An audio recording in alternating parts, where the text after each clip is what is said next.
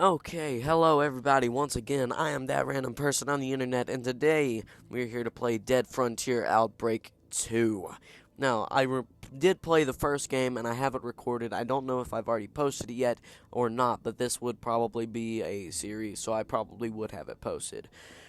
Let's jump right into the game and see what happens. The first game I didn't have to read. I hope I don't have to this time either. On June 29th, 2016, our lives changed forever. A virulent man-made virus had been mysteriously released into the population, mutating the infected into ravenous flesh-eating zombies.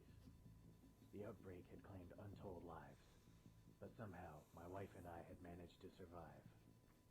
We escaped the carnage of the cities by driving deep into the countryside, hoping to find relative safety at our parents' farm.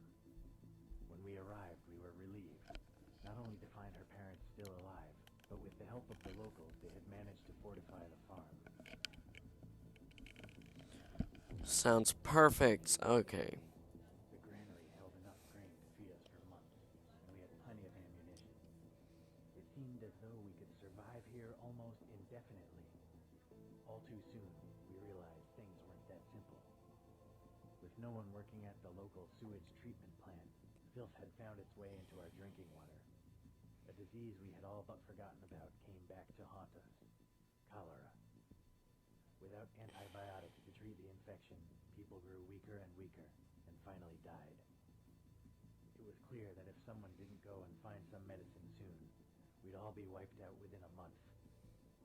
Those still healthy enough to hold a gun decided to draw straws. Mine was the shortest.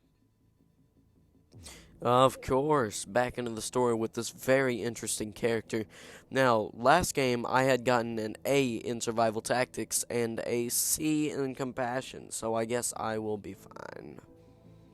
Having been chosen for the mission into town, I wasted no time and started preparing immediately. I realized that even decisions that seemed unimportant at the time could make the difference between life and death later on. With that in mind, I headed to my father-in-law's wardrobe and started to think about what I should wear. Okay, well, now let's put on this. Okay. We shouldn't wear shorts and a t-shirt. That would be too easy to be bitten, even though it would keep us cool. Jacket and jeans may be good enough, but we would be too easy to spot and stuff, and it would be easy to bite through that. Old biker leathers, they would be hard to move in, but hard to bite through too. And camouflage combat fatigues wouldn't really do anything in the city if they're camouflaged. So let's go with put on biker leathers. The biker leathers, including a sturdy pair of boots and gloves. Nice. Much safer with it on. You should. I knew that I was heading straight into a meat grinder. Zombies still wandered the streets, devouring any living thing that crossed their path. I knew that confrontation with the infected was inevitable, and so after I got dressed, I headed straight for the armory. Okay, now.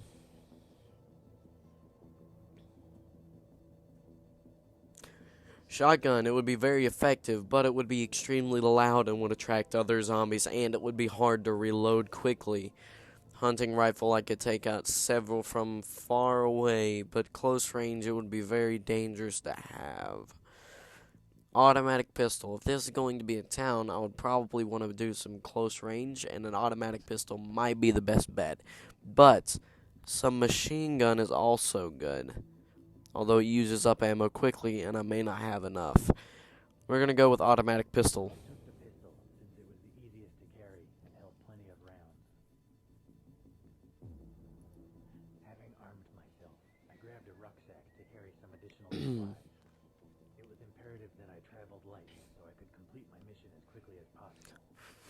My fellow survivors were counting on me getting back with antibiotics as soon as possible, and the risk of being unable to outrun the infected was one I wasn't willing to take.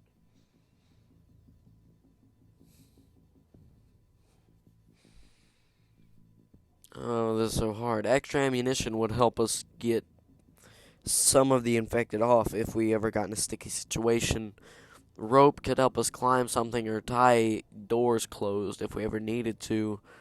First aid kit, we could really help ourselves if we got in a tight situation. But a crowbar, we could break into more rooms, and we'd have a melee weapon if we needed it.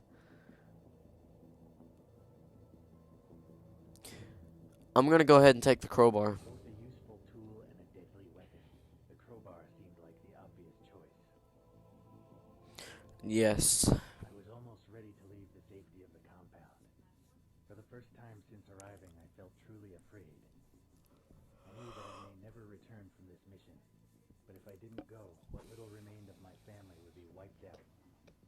I knew my wife was sick, and unless I got her the medicine soon, after all we'd been through, I couldn't let it end like this. Of course.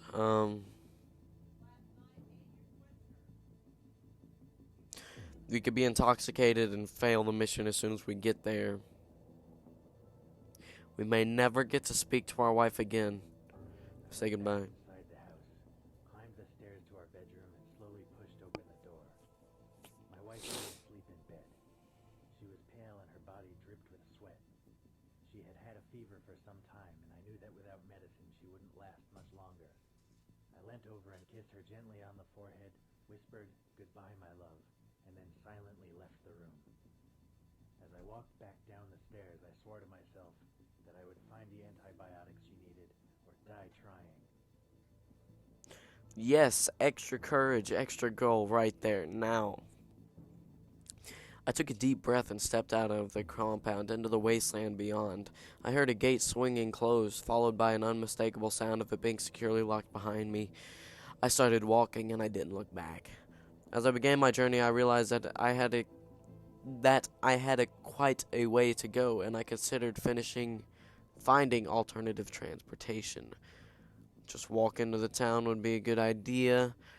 Bicycle, I might fall off and injure myself. And hotwire a car, that would be too noisy. We'll just walk. I decided not to waste time trying to find a working vehicle and continued toward the town on foot. After a couple of hours, I eventually came to the outskirts of town. The place had been pretty run down even before the outbreak, and I had struggled to imagine it being any worse than I remembered. I was wrong. Once the streets had been the home of petty gangs and prostitutes, but now they were littered with decaying, half-eaten corpses. The air was thick with flies, and maggots crawled and squirmed among the bodies. I took a moment to regain my composure, and then pressed on, trying not to notice what I was standing on. As I turned the corner, I saw another man standing some distance down the road. I had no idea if it was a survivor like myself, or one of the infected. Sneak past him. I couldn't be sure if the man was still human or not, and I didn't want to waste ammo unnecessarily. There were plenty of cars and other debris between us, so I decided to carefully sneak past him instead. He didn't seem to notice me. Having dealt with the situation, I continued on down the street towards a small chemist. To my relief and surprise, the building didn't show any outward signs of having been looted. The door was closed and the glass window was still intact. I glanced around to make sure there were no infected nearby, and then tried the door. It was locked. Obviously. Break the lock with a crowbar. No point in wasting time getting past the door when there was a perfectly good window I could use. Using my gun as a club.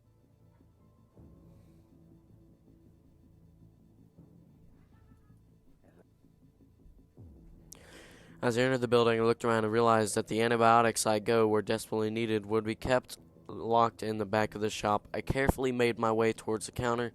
Just in front of it, I noticed a body wearing what appeared to be a white lab coat.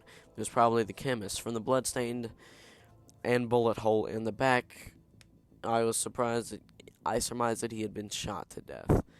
Well, search the body, because if it's the chemist, it will have the key.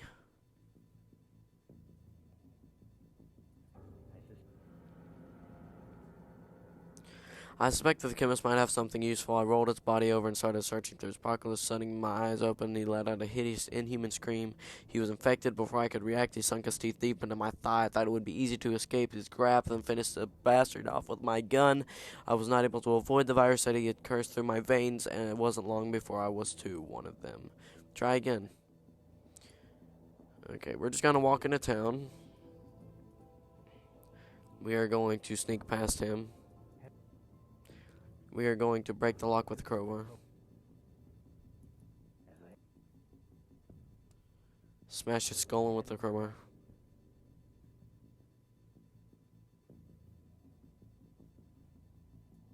As I walked it,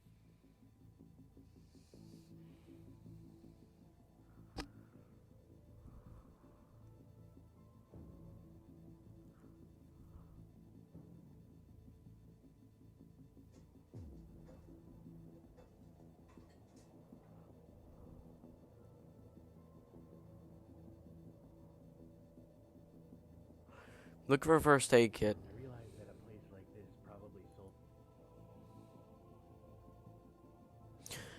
I realized that a place like this probably sold basic first aid kits and equipment. It didn't take long to find what I was after, and I put it in my backpack and then headed outside.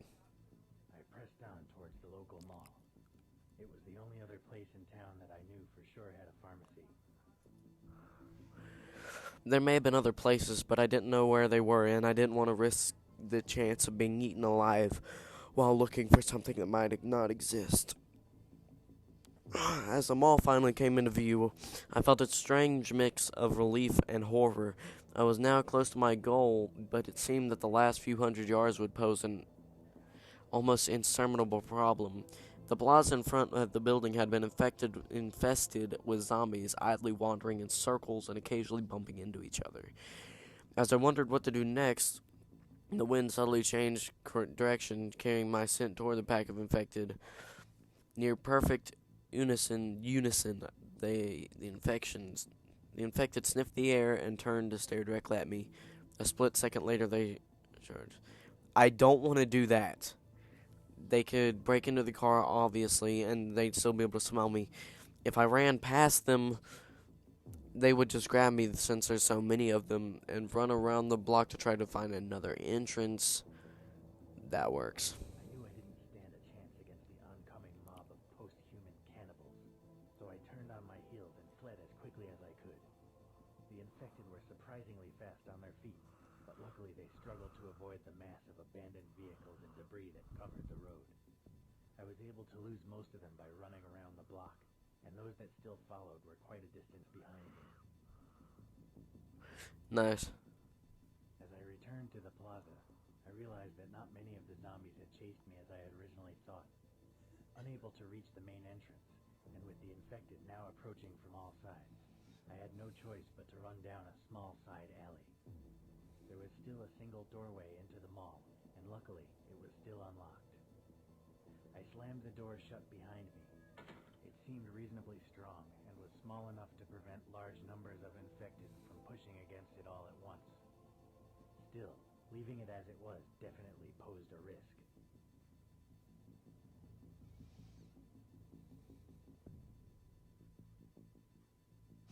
Lock the door, then barricade it. Bolts on the door and then quickly looked around for something to barricade it. Luckily, there was some old tables and chairs nearby, which I was easily able to wedge in front of the entrance. No one would be getting in or out this way anytime soon. But that also clears up my only escape. Sure that the infected wouldn't be getting into the building the same way I did. My attention turned to my new surroundings. I was in a long hallway with several storage rooms on either side. From the vague odor of damp and chemicals, I realized this was obviously some kind of basement used primarily by the cleaning staff. I could see a stairwell leading up to the main building at the end of the hall.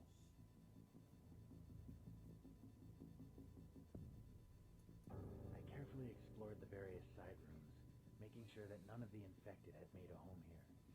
Fortunately, this part of the building was empty, but I soon realized that some of the rooms posed a serious problem for security. Several of the windows had been smashed in the chaos following the outbreak.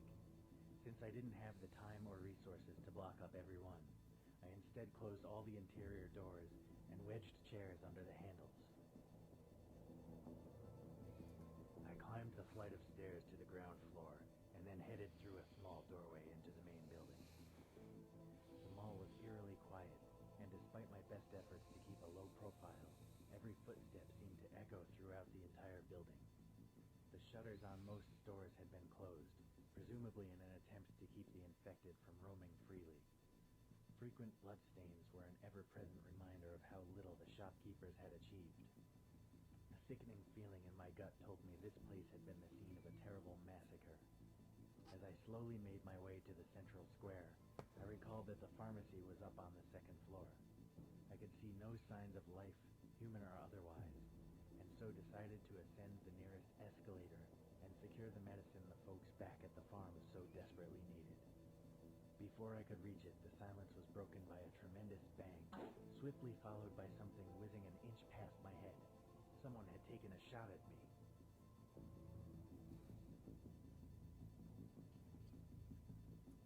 I immediately dove for the nearest pillar as several more bullets were fired. Amazingly, I wasn't hit. The pillar offered temporary respite from my assailants, but it would only be a matter of time before they outflanked me. I couldn't see them, but I could hear them maneuvering on the floor above. I had to act fast if I was to have any chance of survival. I realized that they had me totally pinned down, and that my chances of surviving a firefight were slim. My only hope was to try and convince them to let me live. I cried, "I'm not infected," as loud as I could. There was a pause, followed by a voice full of fear and doubt. "Prove it." He ordered me to put my gun on the ground and step slowly out from behind the pillar with my hands up. I could see no alternative, and so I reluctantly did what I was told. As I stood defenseless in the open, I explained that I hadn't been bitten, and that I meant them no harm. The survivors whispered among themselves for a moment, before one of them asked me to take off my clothes so they could see for themselves. I undressed, and a man armed with a shotgun came down to inspect me. Finally satisfied that I wasn't about to eat them, the man asked me why I was here.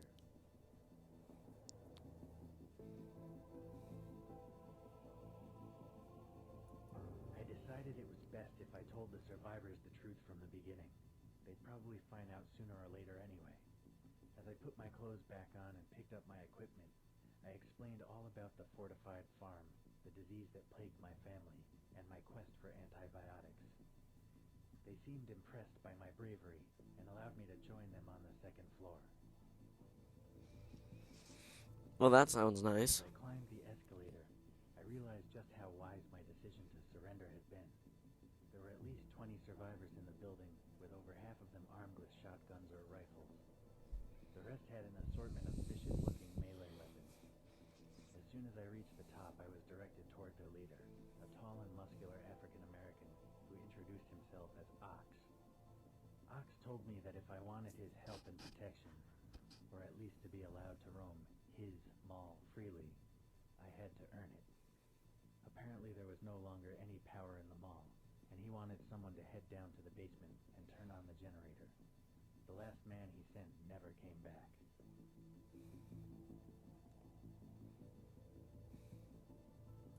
I told him I'd be happy to help, but that I desperately needed some more equipment if I was going to survive. He grudgingly agreed and got one of his lackeys to hand over some ammo. I was then informed that I'd be taking a mechanic named Smith along with me, partly to fix the generator if it needed it, and partly to make sure I didn't try anything stupid.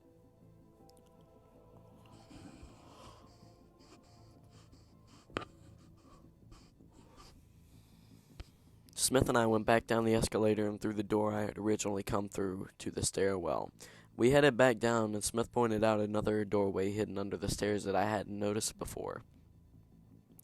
Do we want to open the door slowly, bust on in, or let Smith take point? I will open the door slowly. I carefully opened the door with my gun at the ready. Ox obviously thought this place was dangerous, so I kept my guard up. On the other side of the door, it was pitch black. If there were any windows, they were small, and the curtains or blinds were closed. We listened carefully for any signs of the infection. infected, but heard nothing.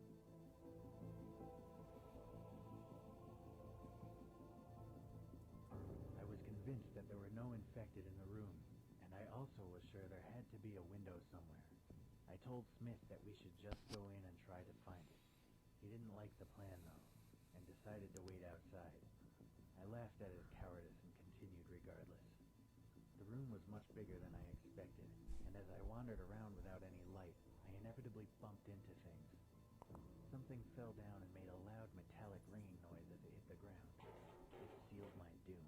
The noise had disturbed a small group of infected, and as I stumbled in the dark, they pounced, tearing me limb. Oh, come on.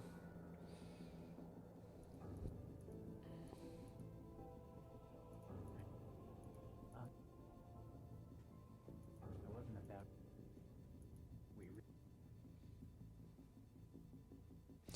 We reached the generator. Smith promptly pulled a lever and pressed a few buttons. Apparently, getting the thing up and running was simple as that, because it had immediately sprang to life.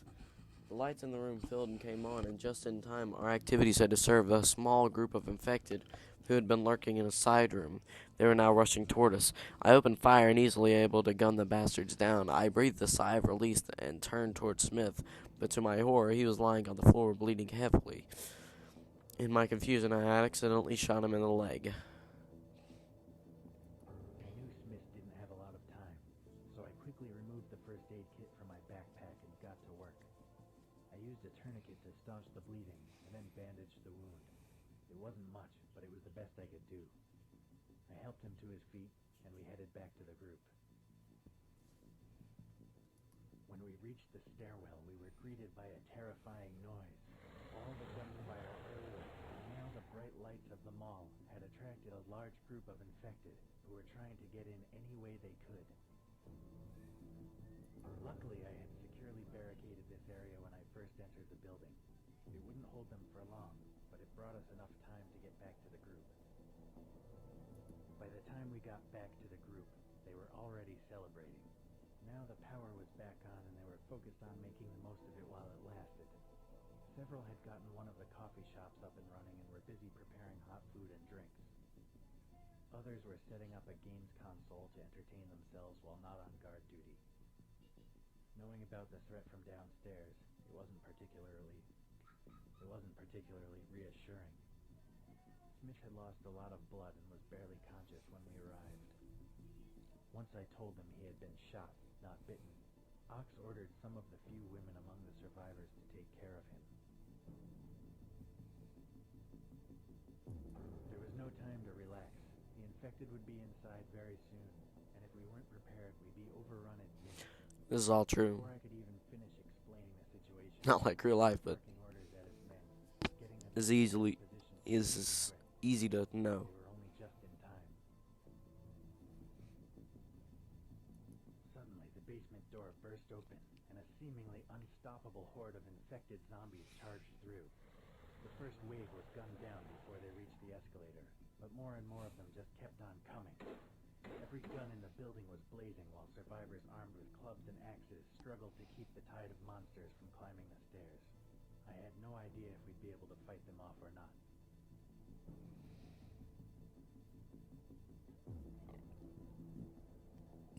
Well, I think they would shoot me if I ran for the pharmacy or if I got out. But if I stay and fight, we might have a chance. Apparently not. I'm not even going to read that. I guess it's just like everybody just died. But no matter how many I killed, more took their place. I was soon out of ammo and forced to fight with a piece of lead pipe that had been dropped by a fallen survivor. As more ran toward us, a lot of ammunition, the infected gained more ground. Realizing we were losing, several of the others turned to the tail and fled, leading braver warriors and with overwhelmed, torn to pieces by a ravenous horde. Let's try again. Warn them of the danger. Run for the pharmacy. No way we'd be able to fight off the infected horde. My thoughts turned It's like right to there. my dying wife, and I realized that this might be my last chance to secure the antibiotics she so desperately needed. While the others held the infected at bay, I ran as fast as me less than a minute to reach the former drugstore. It had been totally untouched by looters, and all the various medicines were readily available.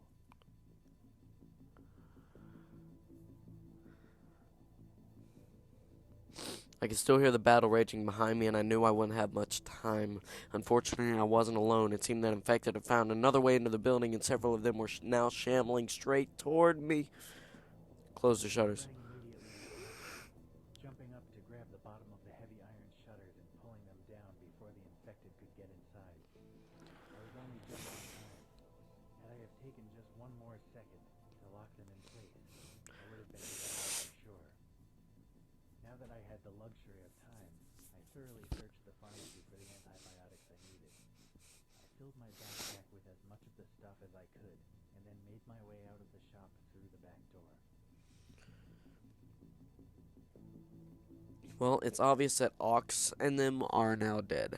I found myself in some sort of staff-only area that would normally have been off-limits to the general public. There were corridors leading to various offices And storage areas behind the back of the shops, but I had no time for sightseeing. I followed the signs and headed straight for the stairs. As I turned the corner, I heard a scream and sounds of struggle. One of the female survivors had also tried to make an escape, but had been ambushed by one of the infected. She dropped a pistol and was now struggling to keep the monster from biting her.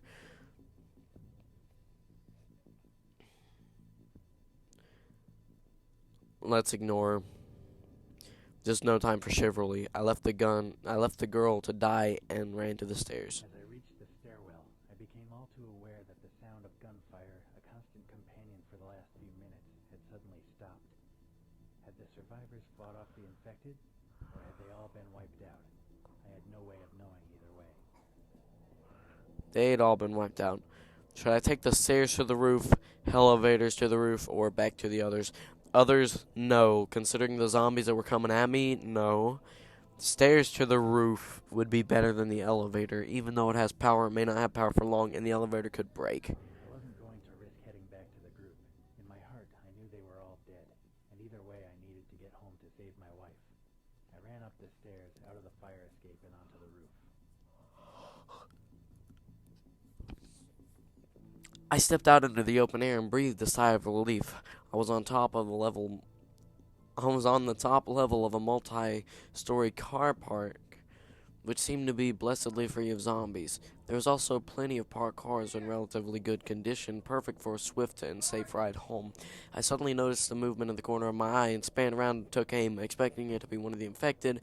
To my relief and surprise, it was a handful of survivors who had managed to escape the carnage downstairs. Before I could meet up with them, something suddenly leaped at me from the shadows, knocking the gun from my hands and nearly pushing me to the floor. I regained my balance just in time to defend myself from the creature's next assault.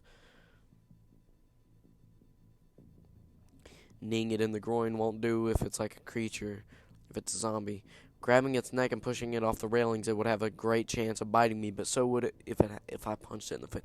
Knee it in the groin would probably be the best thing to do. I rammed my knee as hard as I could into his exposed groin. Unfortunately, it didn't have the desired effect. The creature didn't seem to feel Of course. and wasn't stunned as I had hoped. Instead, it pounced on me and tore out my throat. Try again. As the zombie ran forward, I grabbed it by the neck with both hands. Realizing he'd be unable to bite me, I pushed him back with all my might, forcing him toward the railings. It took every ounce of strength that I had remaining, but I managed to shove the infected bastard over the edge. A few seconds later, I heard a sickening splat as his body hit the ground. Nice. Now that the immediate danger had been dealt with, I had to decide how best to get back to the ground floor. As I picked up my gun, I took another look. There were plenty of parked cars that I could steal, and the other survivors had already begun hotwiring an SUV. I decided that my best bet was to join up with the other survivors. They seemed pleased to see another living human, and were totally overjoyed when I told them I had somewhere safe to go. Since I was the only one who knew the way, they let me drive. As we made our way down through the car park, we realized just how fortunate we had been. The place was crawling with infected, and there was no way we could have escaped on foot. Oh, thank goodness. Okay. Next. I sped out of the car park, breaking through the wooden barrier and skidding out onto the main road. I chose the most direct route I could think back toward the compound and drove as fast as I could. I didn't get far, though. Not more than 2 blocks down the street, I came across the remains of a serious traffic accident. Several vehicles blockade the road. Shunt them out of the way. That can mess up our car. We don't want to do that. Get out and push them out of the way. Don't want to do that. Continue on foot. That could take way too long, but it may be safe. There. I couldn't see how we would get any further in the car, so we resolved to complete our journey on foot. The others seemed reluctant to leave the vehicle, but without somewhere to go, they had no reason to drive off on their own. We climbed over the crashed cars and began the long walk home. We didn't get far. A few blocks down the road, we encountered a massive crowd of the infected, and though we tried to run, we were too exhausted to escape our pursuers. One by one, we were run down and ripped to shreds. Of course. Try again. I sped out of the... It was risky, but I had to clear a path somehow. I jumped out of the car and began to push the other vehicles out of the way. Luckily, the previous owners had not bothered to put the brakes on before abandoning their vehicles, so it was relatively easy to roll them out. No, that makes no sense. Once I had a clear path, I jumped back in and drove off. I looked down the road ahead of me and realized that making my escape might not be as easy as I first thought. A huge mob of infected had assembled on the street ahead. Go out back road. To risk driving through a ravenous horde of the infected. I turned off down a small back road and took another route back to the compound. It was a little more time-consuming, but a lot less suicidal. This is going to be a long Let's Play, I guess. I finally made it out of the town and back to the countryside. The sun was setting in the distance behind me. I had been through a lot that day and was glad that I would soon be reunited with my loving wife. Just when I thought I was out of danger, the engine began to make strange clunking noises. I prayed that it would last until I got home, but God didn't seem to be listening. Walk. I knew I had no hope of fixing the problem, and it was far too dangerous to waste time trying. The compound was only an hour's walk or so away, so I abandoned the vehicle and resolved to carry on foot. After a long and terrifying walk through the gloom of twilight, I finally arrived at my father-in-law's compound. I was mentally and physically exhausted and wanted nothing more than to crawl into bed, cuddle up to my wife, and fall into a deep sleep. I was expecting a far warmer welcome than I received. Despite my heroic efforts on their behalf, the guards wisely insisted that my companions and I prove we hadn't been bitten before being allowed in. Once more I had to strip down to my skin to show that I would remain among the living. With the formalities over and done with, we were finally allowed inside. As soon as the gates were safely closed behind me, my father-in-law ran out from the farmhouse and uncharacteristically gave me a hug. Then he asked me about the medicine.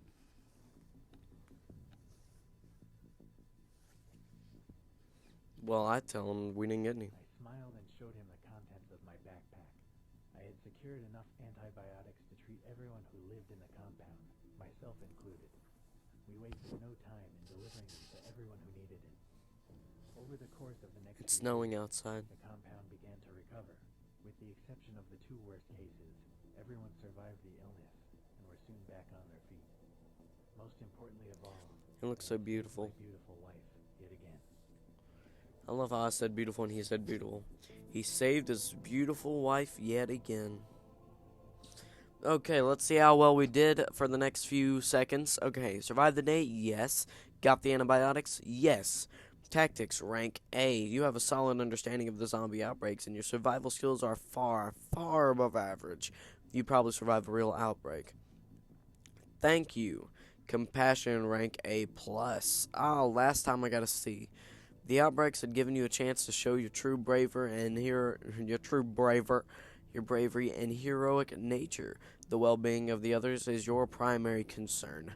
Yes, okay, well, thank you everybody for watching. I hope you had a great time. I sure did, and I guess I will see you in the next video. Love you all, and bye.